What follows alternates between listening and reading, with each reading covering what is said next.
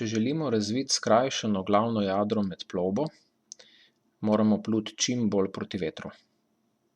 Edino na ta način bomo lahko popolnoma razbremenili glavno jadro, da bodo drsniki od glavnega jadra normalno tekli po jamboru, ko bomo jadro dvigovali. Zdaj, za razbremenitev jadra bomo seveda popustili škoto, tako da bo jadro vzporedno z vetrom, jadro začne plapolati. In zatem moramo seveda sprostiti vrv za krajšavo, zato da bomo jadro potem lahko razvili oziroma dvignili čisto do konca.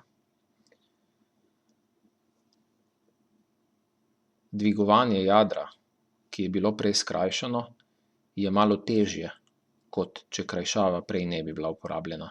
Zato ker tale vrv za krajšavo gre kar skozi nekaj škripcev in nekaj očes na jadru, in to nam nudi pač potem nekaj upora. In ko smo zadovoljni z tem, kako je zategnjen prednji rob glavnega jadra, potem nam ostane samo še to,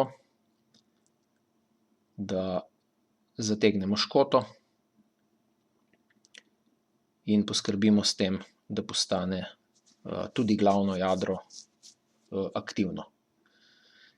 Tako da ves manever od začetka do konca plujemo glede na veter v isti smeri, se pravi proti vetru, in ko škoto zategnemo, je celoten manever končan.